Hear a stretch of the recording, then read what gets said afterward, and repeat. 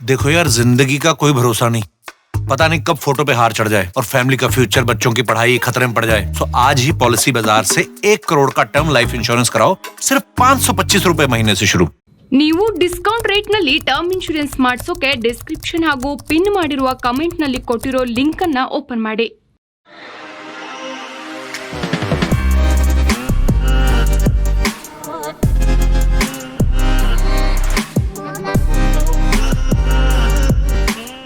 Hi friends, ದಿನದ ಎಲ್ಲಾ ಪ್ರಮುಖ ಸುದ್ದಿಗಳನ್ನ ನಿಮಗೆ ತಲುಪಿಸೋ mastmaka.com ನ ಫುಲ್ ನ್ಯೂಸ್ಗೆ ಸ್ವಾಗತ. ನಾನು ಪವಿತ್ರ. ಚಂದ್ರಯಾನ 2ರ ಅದ್ಧೂರಿ ಯಶಸ್ಸಿನ ನಂತರ ಬಾಹ್ಯಾಕಾಶ ಕ್ಷೇತ್ರದಲ್ಲಿ ಭಾರತ ಮತ್ತೊಂದು ಸಾಧನೆ ಮಾಡಿದೆ. 110 ದಿನಗಳ ಸುದೀರ್ಘ ಪ್ರಯಾಣದ ಬಳಿಕ ಇಸ್ರೋದ ಆದಿತ್ಯ L1 ನೌಕೆ 15 ಲಕ್ಷ ಕಿಲೋಮೀಟರ್ ಕ್ರಮಿಸಿ ಅಂತಿಮ ಕಕ್ಷೆಯನ್ನು ತಲುಪಿದೆ. ಈ ಮೂಲಕ ಸೂರ್ಯನ ಅಧ್ಯಯನಕ್ಕೆ ಇಸ್ರೋ ಸಜ್ಜಾಗಿದೆ. ಶನಿವಾರ 4 ಗಂಟೆ ಸುಮಾರಿಗೆ ಆದಿತ್ಯ ನೌಕೆಯ ಮೋಟಾರ್ಗಳನ್ನು ಉರಿಸೋ ಮೂಲಕ ಇಸ್ರೋ ಯಶಸ್ವಿಯಾಗಿ ನೌಕೆಯನ್ನ ಹ್ಯಾಲೋ ಆರ್ಬಿಟ್ಗೆ ಸೇರಿಸಿದೆ. ಇನ್ನು ಮುಂದೆ ಆದಿತ್ಯ L1 ನೌಕೆಯು ನಿಗದಿತ ಕಕ್ಷೆಯಲ್ಲಿ ನಿಂತು ಹಗಲು ರಾತ್ರಿ ಹಾಗೂ ಗ್ರಹಣಗಳ ಅಡೆತಡೆ ಇಲ್ಲದೇನೆ ಸೂರ್ಯನನ್ನ ನಿರಂತರವಾಗಿ ಅಧ್ಯಯನ ಮಾಡಲಿದೆ. ಸೂರ್ಯನಲ್ಲಿ ನಡೆಯುವ ಚಟುವಟಿಕೆಗಳು ಹಾಗೂ ಅಂತರಿಕ್ಷದ ವಾತಾವರಣದ ಮೇಲೆ ಅದರ ಪರಿಣಾಮವನ್ನ ಅಧ್ಯಯನ ನಡೆಸಲಿದೆ. ಇಸ್ರೋದ ಮಹತ್ವದ ಸಾಧನೆಯನ್ನ ಪ್ರಧಾನಿ ಮೋದಿಯವರು ಶ್ಲಾಘಿಸಿದ್ದಾರೆ. ಭಾರತ ಮತ್ತೊಂದು ಹೆಗ್ಗುರುತನ್ನು ಸೃಷ್ಟಿಸಿದೆ. ಭಾರತದ ಮೊದಲ ಸೌರ ವೀಕ್ಷಣಾಲಯ ಆದಿತ್ಯ L1 ತನ್ನ ಗಮ್ಯ ಸ್ಥಾನವನ್ನ ತಲುಪಿದೆ. ಈ ಅಸಾಧಾರಣ ಸಾಧನೆಯನ್ನ ದೇಶದ ಜನತೆಯೊಂದಿಗೆ ಸೇರಿ ಶ್ಲಾಘಿಸುತ್ತೇನೆ. ಜೊತೆಗೆ ಮಾನವ ಪ್ರಯೋಜನಗಳಿಗಾಗಿ ವಿಜ್ಞಾನದ ಅನ್ವೇಷಣೆಗಳನ್ನ ಮುಂದುವರಿಸುತ್ತೇವೆ ಅಂತ ತಮ್ಮ ಎಕ್ಸ್ ಖಾತೆಯಲ್ಲಿ ಬರೆದುಕೊಂಡಿದ್ದಾರೆ. ಅಂದಾಗೆ ಸೆಪ್ಟೆಂಬರ್ 2ರಂದು ಶ್ರೀಹರಿಕೋಟಾದ ಸತೀಶ್ ಧವನ್ ಬಾಹ್ಯಾಕಾಶ ಕೇಂದ್ರದಿಂದ ಆದಿತ್ಯ L1 7 ಪೆಲೋಡ್ಗಳೊಂದಿಗೆ ಉಡಾವಣೆಗೊಂಡಿತ್ತು. ಭೂಮಿಯಿಂದ ಸುಮಾರು 15 ಲಕ್ಷ ಕಿಲೋಮೀಟರ್ ದೂರದಲ್ಲಿರೋ L1 ಪಾಯಿಂಟ್ ಕಡೆಗೆ ಭೂ ಕಕ್ಷೆಯಿಂದ ಬಾಹ್ಯಾಕಾಶ ನೌಕೆಯನ್ನ ಕಳಿಸಿತ್ತು. 1960ರಲ್ಲಿ ಅಮೆರಿಕ ನಾಸಾ ಕೈಗೊಂಡಿದ್ದ ಪಯೋನೀರ್ 5 ಮೊಟ್ಟ ಮೊದಲ ಸೂರ್ಯನ ಅನ್ವೇಷಣೆಯಾಗಿತ್ತು. ಇವರಿಗೆ ಒಟ್ಟು 14 ಬಾರಿ ಸೂರ್ಯನ ಅನ್ವೇಷಣೆಗಳನ್ನು ಕೈಗೊಳ್ಳಲಾಗಿದೆ. ಅಮೆರಿಕ, ಜರ್ಮನಿ ಹಾಗೂ ಯುರೋಪಿಯನ್ ಬಾಹ್ಯಾಕಾಶ ಸಂಸ್ಥೆ ಸೇರಿ ಒಟ್ಟು 22 ಬಾರಿ ಸೂರ್ಯನ ಕಾರ್ಯಾಚರಣೆ ನಡೆದಿದೆ. ಅಯೋಧ್ಯೆ ರಾಮ ಮಂದಿರ ಉದ್ಘಾಟನೆ ದಿನ ಹತ್ತಿರ ಆಗ್ತಿರೋ ಟೈಮ್ನಲ್ಲೇ ವಿಪರೀತ ಬೆಳವಣಿಗೆಗಳು ನಡೀತಾ ಇದೆ. ಇದೀಗ ವಾರಣಾಸಿಯ ಮುಸ್ಲಿಂ ಮಹಿಳೆಯರಿಬ್ಬರು ರಾಮಜ್ಯೋತಿಯನ್ನ ಅಯೋಧ್ಯೆಯಿಂದ ಮುಸ್ಲಿಂ ಪ್ರದೇಶಗಳ ಮೂಲಕ ಕಾಶಿಗೆ ತರ್ತೀವಿ. ಈ ಮೂಲಕ ಶ್ರೀರಾಮ ದೇವರು ನಮ್ಮ ಪೂರ್ವಜರು ಹಾಗೂ ಪ್ರತಿಯೊಬ್ಬ ಭಾರತೀಯರ DNA ಒಂದೇ ಆಗಿದೆ ಅನ್ನೋ ಸಂದೇಶವನ್ನ ಮುಸ್ಲಿಂ ಪ್ರದೇಶಗಳಲ್ಲಿ ಸಾರ್ತೀವಿ ಅಂತ ಹೇಳಿದ್ದಾರೆ. ಇದಕ್ಕಾಗಿ ನಜ್ನಿನ್ ಅನ್ಸಾರಿ ಮತ್ತು ನಜ್ಮಾ ಪರ್ವಿನ್ ಎಂಬ ಇಬ್ಬರು ಮುಸ್ಲಿಂ ಮಹಿಳೆಯರು ಜನವರಿ 21ರಂದು ಅಯೋಧ್ಯೆಯಿಂದ ರಾಮಜ್ಯೋತಿಯನ್ನ ಹಿಡಿದು ಹೋಗಲಿದ್ದಾರೆ. ಈ ವೇಳೆ ಹಲವಾರು ಜಾಗಗಳಲ್ಲಿ ಮುಸ್ಲಿಂ ಸಮುದಾಯದವರು ರಾಮಜ್ಯೋತಿಯನ್ನ ಸ್ವಾಗತಿಸಲಿದ್ದಾರೆ.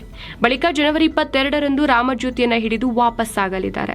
ಈ ವೇಳೆ ಅವರು ರಾಮಜ್ಯೋತಿಯೊಂದಿಗೆ ಅಯೋಧ್ಯೆ ಭೂಮಿಯ ಮಣ್ಣು ಮತ್ತು ಸರಯೂ ನದಿಯ ಪವಿತ್ರ ಜಲವನ್ನ ಕೂಡ ಕಾಶಿಗೆ ತೆಗೆದುಕೊಂಡು ಹೋಗಲಿದ್ದಾರೆ. ಅಂದಾಗೆ ಉಭಯ ಧರ್ಮಗಳ ನಡುವೆ ಶಾಂತಿ ಮತ್ತು ಭಾವೈಕ್ಯತೆಗೆ ಪ್ರಯತ್ನಿಸ್ತಾ ಇರೋ ನಜ್ನಿನ್ ಹನುಮಾನ್ ಚಾಲಿಸಾ ಮತ್ತು ರಾಮಚರಿತ ಮಾನಸವನ್ನ ಸ್ವತಃ ತಾವೇ ಉರ್ದು ಭಾಷೆಗೆ ಟ್ರಾನ್ಸ್ಲೇಟ್ ಮಾಡಿದ್ದಾರೆ. ಇನ್ನು ನಜ್ಮಾ ಪ್ರಧಾನಿ ನರೇಂದ್ರ ಮೋದಿ ಅವರ ಮೇಲೇನೆ PhD ಮಾಡಿದ್ದಾರೆ. ಜೊತೆಗೆ ಈ ಹಿಂದೆ ಇವರಿಬ್ರು ಕೂಡ ತ್ರಿವಳಿ ತಲಾಖ್ ವಿರುದ್ಧ ಹೋರಾಟ ಮಾಡಿದ್ರು. ರಾಮ ಮಂದಿರ ಕಾರ್ಯಕ್ರಮಕ್ಕೆ ಹೋಗ್ಬೇಕೋ ಬೇಡವೋ ಅಂತ ಕಾಂಗ್ರೆಸ್ ಪೀನಾಮೇಷ ಎಣಿಸ್ತಾ ಇದೆ. ಇದರ ನಡುವೆ ಈಗ ಕಾರ್ಮಿಕ ಖಾತೆ ಸಚಿವ ಸಂತೋಷ್ ಲಾಡ್ ಶ್ರೀರಾಮ ತಮ್ಮ ದೇವರು, ಸೀತಾಮಾತೆ ನಮ್ಮ ತಾಯಿ ಅಂತ ಹೇಳಿದ್ದಾರೆ. ಹುಬ್ಬಳ್ಳಿಯಲ್ಲಿ ಮಾತನಾಡಿರೋ ಲಾರ್ಡ್, ಕಳೆದ 10 ವರ್ಷಗಳಲ್ಲಿ ಹಿಂದೂಗಳಿಗೆ ಏನಾದ್ರೂ ಲಾಭ ಆಗಿದ್ಯಾ? ನಾನು ಹಿಂದೂ, ನೀವು ಹಿಂದೂ, ನಮ್ಗೇನಾದ್ರೂ ಲಾಭ ಆಗಿದ್ಯಾ? ಇದು ಅವರಿಗಷ್ಟೇ ಲಾಭ ಆಗಿದೆ ಅಂತ ಬಿಜೆಪಿ ವಿರುದ್ಧ ವಾಗ್ದಾಳಿ ನಡೆಸಿದ್ದಾರೆ. ಅಲ್ಲದೆ ಕರಸೇವಕ ಶ್ರೀಕಾಂತ್ ಪೂಜಾರಿ ಮೇಲೆ ಕೇಸ್ ಹಾಕಿದ್ರೆ ನಮ್ಗೇನ್ ಲಾಭ? ಅಷ್ಟೊಂದು ಕೇಸ್ಗಳಾಗಿದೆ, ಇನ್ನೊಂದ್ಸಲ ಕೋರ್ಟ್ಗೆ ಹೋದ್ರೆ ಏನಾಗ್ತಿತ್ತು? ಇಂತಹ ವಿಷಯಗಳೇ ಬಿಜೆಪಿಗೆ ಬೇಕಾಗಿರೋದು. ರಾಮ ಮಂದಿರ ನಿರ್ಮಾಣದಲ್ಲಿಯೂ ಸಾಕಷ್ಟು ಭ್ರಷ್ಟಾಚಾರ ಆಗಿದೆ, ಇದಕ್ಕೆ ಉತ್ತರ ನೀಡಲಿ ಅಂತ ಆರೋಪ ಮಾಡಿದ್ದಾರೆ. ಹಿಟ್ ಅಂಡ್ ರನ್ ಕೇಸ್ನಲ್ಲಿ ಕೇಂದ್ರ ಸರ್ಕಾರದ ಹೊಸ ಕಾನೂನನ್ನ ವಿರೋಧಿಸಿ ದೇಶದಾದ್ಯಂತ ಲಾರಿ ಚಾಲಕರು ಪ್ರತಿಭಟನೆ ನಡೆಸ್ತಾ ಇದ್ದಾರೆ. ಇದೀಗ ರಾಜ್ಯದ ಲಾರಿ ಚಾಲಕರು ಕೂಡ ಜನವರಿ 17ರಿಂದ ಅನಿರ್ದಿಷ್ಟಾವಧಿ ಮುಷ್ಕರ ನಡೆಸಲಿದ್ದಾರೆ. ಹೀಗಂತ ರಾಜ್ಯ ಲಾರಿ ಮಾಲೀಕರ ಸಂಘ ಮಾಹಿತಿ ನೀಡಿದೆ. ಇದರಿಂದ ಮುಂಬರುವ ದಿನಗಳಲ್ಲಿ ರಾಜ್ಯದಲ್ಲಿ ಅಗತ್ಯ ವಸ್ತುಗಳ ಸಾಗಾಟದ ಮೇಲೆ ಪರಿಣಾಮ ಬೀರೋ ಚಾನ್ಸಸ್ ಇದೆ ಅಂತ ಹೇಳಲಾಗ್ತಾ ಇದೆ. ಈ ಬಗ್ಗೆ ರಿಯಾಕ್ಟ್ ಮಾಡಿರೋ ಬೆಂಗಳೂರಿನ ಲಾರಿ ಮಾಲೀಕರ ಸಂಘದ ಅಧ್ಯಕ್ಷ ನವೀನ್ ರೆಡ್ಡಿ, ಸಾಮಾನ್ಯವಾಗಿ ಅಪಘಾತ ಆದರೆ ಚಾಲಕರ ಮೇಲೆ ಹಲ್ಲೆ ನಡೆಯುತ್ತೆ. ಒಂದ್ ವೇಳೆ ಲಾರಿ ಅಂತಹ ಭಾರಿ ವಾಹನಗಳ ಹಿಂದಿನ ಚಕ್ರಕ್ಕೆ ಬೈಕ್ ಸಿಕ್ಕರೆ ವಾಹನ ನಿಲ್ಲಿಸೋದು ತುಂಬಾನೇ ಕಷ್ಟ. ಲಾರಿ ನಿಲ್ಲಿಸಿದ್ರೆ ಅಲ್ಲಿರೋ ಜನರು ಖಂಡಿತವಾಗ್ಲೂ ಚಾಲಕನ ಮೇಲೆ ಹಲ್ಲೆ ಮಾಡೇ ಮಾಡ್ತಾರೆ. ಸೊ ಆತ್ಮರಕ್ಷಣೆಗಾಗಿ ಲಾರಿ ಚಾಲಕರು ಹತ್ತಿರದ ಪೊಲೀಸ್ ಸ್ಟೇಷನ್ಗೆ ಹೋಗ್ತಾರೆ. ಹೀಗಿರುವಾಗ ಈ ತರದ ಘಟನೆಗಳಲ್ಲಿ hit and run case file ಮಾಡೋದು ಎಷ್ಟರ ಮಟ್ಟಿಗೆ ಸರಿ ಅಂತ ಪ್ರಶ್ನಿಸಿದ್ದಾರೆ. ಜೊತೆಗೆ ಕೇಂದ್ರ ಸರ್ಕಾರ ಈಗಲೇ ಈ ಕಾನೂನನ್ನ ರದ್ದು ಮಾಡಬೇಕು ಅಂತ ಆಗ್ರಹಿಸಿದ್ದಾರೆ.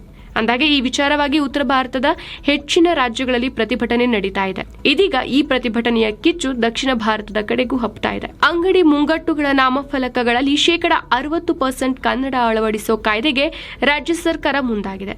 ಕನ್ನಡ ಭಾಷಾ ಸಮಗ್ರ ಅಭಿವೃದ್ಧಿ ವಿಧೇಯಕ 2024 ಮಂಡನೆಗೆ ಸಚಿವ ಸಂಪುಟ ಅನುಮೋದನೆ ನೀಡಿದೆ. ಸಿಎಂ ನೇತೃತ್ವದಲ್ಲಿ ನಡೆದ ಕ್ಯಾಬಿನೆಟ್ ಮೀಟಿಂಗ್ ಬಳಿಕ ಕಾನೂನು ಸಚಿವ ಎಚ್ ಕೆ ಪಾಟೀಲ್ ಈ ಬಗ್ಗೆ ಮಾಹಿತಿ ನೀಡಿದ್ದಾರೆ. ಇನ್ನು ಇದೇ ಸಭೆಯಲ್ಲಿ 2023-24 ಸಾಲಿನ ಕೆಪಿಎಸ್ಸಿ ಹುದ್ದೆಯ ಕಾಲ್ ಫಾರ್ಮ್ಗೆ ಗರಿಷ್ಠ ವಯೋಮಿತಿಯನ್ನ ಸಡಿಲಿಕೆ ಮಾಡಲು ಒಪ್ಪಿಗೆ ಸೇರಿದಂತೆ 10 ನಿರ್ಣಯಗಳನ್ನು ಕ್ಯಾಬಿನೆಟ್ ಮೀಟಿಂಗ್ನಲ್ಲಿ ಕೈಗೊಳ್ಳಲಾಗಿದೆ ಅಂತ ಎಚ್ ಕೆ ಪಾಟೀಲ್ ತಿಳಿಸಿದ್ದಾರೆ. ಹುಬ್ಬಳ್ಳಿ ಗಲಭೆಯ ಕೇಸ್ನ ವಿಚಾರವಾಗಿ ಅರೆಸ್ಟ್ ಆಗಿದ್ದ ಕರಸೇವಕ ಶ್ರೀಕಾಂತ್ ಪೂಜಾರಿಯನ್ನ ರಿಲೀಸ್ ಮಾಡಲಾಗಿದೆ.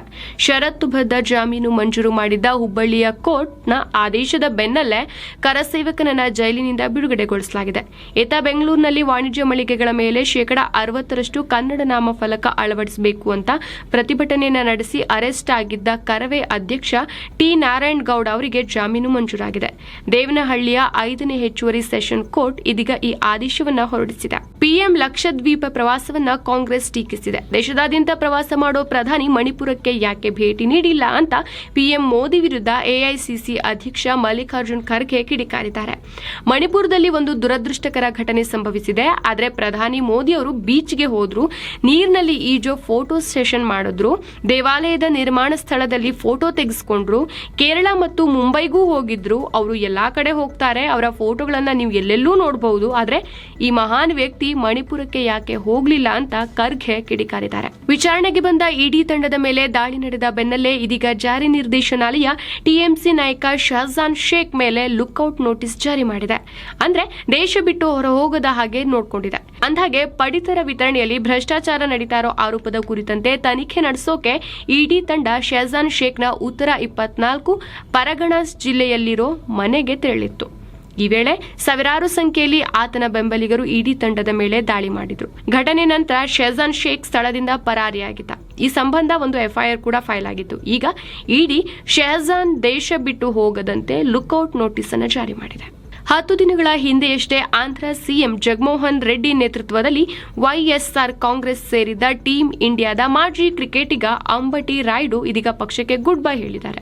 ಈ ಬಗ್ಗೆ ಎಕ್ಸ್ನಲ್ಲಿ ರಾಯುಡು, ನಾನು ರಾಜಕೀಯದಿಂದ ಸ್ವಲ್ಪ ಕಾಲ ದೂರವಿರಲು ಇಚ್ಛೆ ಪಡ್ತೇನೆ, ಸರಿಯಾದ ಟೈಮ್ನಲ್ಲಿ ಮುಂದಿನ ನಿರ್ಧಾರ ತೆಗೆದುಕೊಳ್ತೇನೆ ಅಂತ ತಿಳಿಸಿದ್ದಾರೆ. ಅಂದಾಗೆ ಡಿಸೆಂಬರ್ 28ರಂದು ವೈಎಸ್ಆರ್ ಕಾಂಗ್ರೆಸ್ ಸೇರಿದ್ದ ರಾಯುಡುರನ್ನ 45 ದಿನಗಳ ಅಬುಧಾಮ ಆಂಧ್ರ ಅಂದ್ರೆ ಲೆಟ್ಸ್ ಪ್ಲೇ ಆಂಧ್ರ ಕ್ರೀಡಾಕೂಟಕ್ಕೆ ಬ್ರ್ಯಾಂಡ್ ಅಂಬಾಸಿಡರ್ ಆಗಿ ಆಂಧ್ರ ಸಿಎಂ ಜಗನ್ ಮೋಹನ್ ರೆಡ್ಡಿ ಅವರು ನೇಮಕ ಮಾಡಿದ್ರು. ಆದರೆ ರಾಯುಡು ಅದರಲ್ಲಿ ಭಾಗಿಯಾಗಿರಲಿಲ್ಲ. ಇದೀಗ ಪಾರ್ಟಿಯಿಂದಾನೇ ಹೊರನಡೆದು ಅಚ್ಚರಿ ಮೂಡಿಸಿದ್ದಾರೆ. ಸಾಮಾನ್ಯ ನಾಗರಿಕರು ಟ್ರಾಫಿಕ್ ನಿಯಮವನ್ನ ಉಲ್ಲಂಘನೆ ಮಾಡಿ ದಂಡ ಕಟ್ಟೋದು ಮಾಮೂಲು. ಆದ್ರೆ ಈಗ ಕೇಂದ್ರ ರಸ್ತೆ ಸಾರಿಗೆ ಕಾರ್ಯದರ್ಶಿಯವರೇ ದಂಡ ಕಟ್ಟೋ ಸಂದರ್ಭ ಬಂದಿದೆ. ಟ್ರಾನ್ಸ್ಪೋರ್ಟ್ ಸೆಕ್ರೆಟರಿ ಅನುರಾಗ್ ಜೈನ್ ಅತಿ ವೇಗವಾಗಿ ಕಾರು ಚಲಾಯಿಸಿದ್ದಾರೆ ಅಂತ 3 ಚಲನ್ ಸಲ್ಲಿಕೆಯಾಗಿದೆ. ಆದ್ರೆ ಅನುರಾಗ್ ಮಾತ್ರ ಸ್ಪೀಡ್ ಲಿಮಿಟ್ ಸೈನ್ ಬೋರ್ಡ್ ಅನ್ನ ಆಲ್ಮೋಸ್ಟ್ ಮರದ ಹಿಂದೆ ಇರಿಸಿರೋ ಕಾರಣ ಈ ತಪ್ಪಾಗಿದೆ. ದೆಹಲಿಯ ಬಹುತೇಕ ಕಡೆ ಇದೇ ರೀತಿ ಮಾಡಿದ್ದಾರೆ. ಒಂದೋ ಮರಗಳ ಹಿಂದೆ ಅಥವಾ ಯಾವುದಾದ್ರೂ ಕಂಬಗಳ ಹಿಂದೆ ಇರಿಸಲಾಗಿದೆ.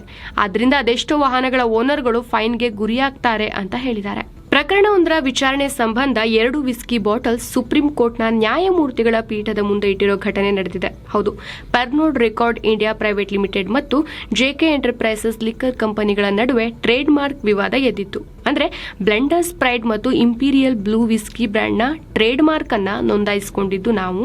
ಆದ್ರೆ ಜೆಕೆ ಎಂಟರ್ಪ್ರೈಸಸ್ ನಮ್ಮ ಟ್ರೇಡ್ ಮಾರ್ಕ್ ಅನ್ನ ಕಾಪಿ ಮಾಡಿ ತನ್ನ ವಿಸ್ಕಿ ಬ್ರ್ಯಾಂಡ್ಗೆ ಲಂಡನ್ ಪ್ರೈಡ್ ಅನ್ನೋ ಟ್ರೇಡ್ ಮಾರ್ಕ್ ನೀಡಿದೆ. ಹೀಗಂತ ಪೆರ್ನೋಡ್ ರೆಕಾರ್ಡ್ ಲಿಕ್ಕರ್ ಕಂಪನಿ ಆರೋಪ ಮಾಡಿದೆ. ಈ ವಿಚಾರವಾಗಿ ಪೆರ್ನೋಡ್ ರೆಕಾರ್ಡ್ ಕಂಪನಿ ಹೈಕೋರ್ಟ್ ಮೊರೆ ಹೋಗಿತ್ತು. ಆದ್ರೆ ಈ ಕಂಪನಿಯ ಅರ್ಜಿಯನ್ನು ಹೈಕೋರ್ಟ್ ವಜಾಗೊಳಿಸಿತ್ತು. ಆದ್ರಿಂದ ಪೆರ್ನೋಡ್ ರೆಕಾರ್ಡ್ ಕಂಪನಿ ಸುಪ್ರೀಂ ಕೋರ್ಟ್ಗೆ ಮನವಿ ಸಲ್ಲಿಸಿತ್ತು. ಇದೀಗ ಈ ಬಗ್ಗೆ ಸುಪ್ರೀಂ ಕೋರ್ಟ್ನಲ್ಲಿ ವಿಚಾರಣೆ ನಡೆಸ್ತಾ ಇರುವಾಗಲೇ ಪೆರ್ನೋಡ್ ರೆಕಾರ್ಡ್ ಪರ ವಕೀಲರು ವಿಸ್ಕಿ ಬಾಟಲ್ಸ್ ಅನ್ನ ಜಡ್ಜಸ್ ಮುಂದೆ ಇಟ್ಟಿದ್ದಾರೆ. ಈ ಸನ್ನಿವೇಶ ಸುಪ್ರೀಂ ಕೋರ್ಟ್ ರೂಮ್ನಲ್ಲಿ ನಗೆಯ ವಾತಾವರಣವನ್ನು ಸೃಷ್ಟಿಸಿದೆ. ಕಾಫ್ ಸಿರಪ್ ಅಥವಾ ಕೆಮ್ಮಿನ ಔಷಧಿ ವಿಚಾರವಾಗಿ ಜಾಗತಿಕವಾಗಿ ಮುಖಭಂಗ ಅನುಭವಿಸಿದ ಸರ್ಕಾರ ಈಗ ಕೊನೆಗೂ ಎಚ್ಚೆತ್ತುಕೊಂಡಿದೆ. ಭಾರತೀಯ ಔಷಧೀಯ ಕಂಪನಿಗಳು ಹೊಸ ತಯಾರಿಕಾ ಮಾನದಂಡಗಳನ್ನು ಫಾಲೋ ಮಾಡಬೇಕು ಅಂತ ಕೇಂದ್ರ ಸರ್ಕಾರ ಜನವರಿ 6ರಂದು ನೋಟಿಸ್ ರಿಲೀಸ್ ಮಾಡಿದೆ. ಅಂದಾಗೆ ಭಾರತದಲ್ಲಿ ತಯಾರಿಸಲಾದ ಕಾಫ್ ಸಿರಪ್ನಿಂದ ಗ್ಯಾಂಬಿಯಾ, ಉಜ್ಬೇಕಿಸ್ತಾನ್ ಹಾಗೂ ಕ್ಯಾಮರೂನ್ನಲ್ಲಿ 141 ಮಕ್ಕಳು ಸಾವನ್ನಪ್ಪಿದ್ರು ಅಂತ ಆರೋಪಿಸಲಾಗಿತ್ತು. ಹೀಗಂತ ಖುದ್ದು WHO ಮತ್ತು ಕೆಲ ಆರೋಗ್ಯ ಅಧಿಕಾರಿಗಳು ಆರೋಪಿಸಿದ್ರು. ಗ್ಯಾಂಬಿಯಾಗೆ ಸಪ್ಲೈ ಮಾಡಲಾಗ್ತಿರೋ ಭಾರತ ಮೂಲದ ಕಾಫ್ ಸಿರಪ್ ಕಳಪೆ ಗುಣಮಟ್ಟದ್ದಾಗಿದೆ ಅಂತಾನು WHO ವಾರ್ನಿಂಗ್ ನೀಡಿತ್ತು. ಇದೀಗ ಈ ವಿಚಾರವಾಗಿ ಸೀರಿಯಸ್ ಆಗಿರುವಂತಹ ಕೇಂದ್ರ ಭಾರತೀಯ ಔಷಧೀಯ ಕ್ಷೇತ್ರದ ಇಮೇಜ್ ಹಾಳಾಗಿರುವುದನ್ನ ಸರಿ ಮಾಡೋಕೆ ಮುಂದಾಗಿದೆ. ಮುಂಬೈ ವಿರುದ್ಧದ ರಣಜಿ ಪಂದ್ಯಕ್ಕೆ ಬಿಹಾರ ತಂಡ 2 ಟೀಮ್ ಅನ್ನ ಆಯ್ಕೆ ಮಾಡಿ ಕಣಕ್ಕಿಳಿಸಿದ್ದ ವಿಚಿತ್ರ ದೃಶ್ಯ ಪಾಟ್ನಾ ಮೈದಾನದಲ್ಲಿ ಕಂಡುಬಂದಿದೆ. ಬಿಹಾರ್ ರಣಜಿ ಕ್ರಿಕೆಟ್ ಅಸೋಸಿಯೇಷನ್ ಅಧ್ಯಕ್ಷ ರಾಕೇಶ್ ತಿವಾರಿ ಮತ್ತು ಕಾರ್ಯದರ್ಶಿ ಅಮಿತ್ ಕುಮಾರ್ ನಡುವಿನ ಜಟಾಪಟಿಯಿಂದ ಈ ಅವಾಂತರ ಆಗಿದೆ. ಪಂದ್ಯದ ಆರಂಭಕ್ಕೂ ಮುನ್ನ ಎಂಟ್ರಿ ಕೊಟ್ಟ ಕಾಕಿ ಪಡೆ ಪರಿಸ್ಥಿತಿಯನ್ನ ಕಂಟ್ರೋಲ್ ಮಾಡಿ ಪಂದ್ಯಕ್ಕೆ ಅನುವು ಮಾಡಿಕೊಟ್ಟಿದೆ ಅಂತ ವರದಿಯಾಗಿದೆ. ಕೊನೆಗೆ ಅಧ್ಯಕ್ಷ ತಿವಾರಿ ತಂಡ ಮೊದಲು ಮೈದಾನಕ್ಕೆ ಎಂಟ್ರಿ ಕೊಟ್ಟಿದೆ ಅಂತ ಅವರಿಗೆ ಆಡೋಕೆ ಬಿಡಲಾಗಿದೆ. ಸೊ ಫ್ರೆಂಡ್ಸ್, ಇದಾಗಿತ್ತು ಇವತ್ತಿನ ಫುಲ್ ನ್ಯೂಸ್. ನಾವು ಕುಯ್ದಿಲ್ಲ, ಎಳೆದಿಲ್ಲ, ಕಿರುಚಾಡಿಲ್ಲ, ಸುದ್ದಿಯ ರೀತಿಯಲ್ಲಿ ನಿಮಗೆ ತಲುಪಿಸೋ ಪ್ರಯತ್ನ ಮಾಡಿದ್ದೇವೆ. ನಮ್ಮ ಈ ಪ್ರಯತ್ನ ನಿಮಗೆ ಇಷ್ಟ ಆಗ್ತಾ ಇದ್ರೆ ನಮ್ಮ ಚಾನಲ್ಗೆ ಸಬ್ಸ್ಕ್ರೈಬ್ ಮಾಡಿ, ಹಾಗೆ ಪಕ್ಕದಲ್ಲಿರುವಂತಹ ಬೆಲ್ ಐಕಾನ್ ಕ್ಲಿಕ್ ಮಾಡೋದನ್ನ ಯಾವುದೇ ಕಾರಣಕ್ಕೂ ಮರಿಬೇಡಿ. ನಮಸ್ಕಾರ.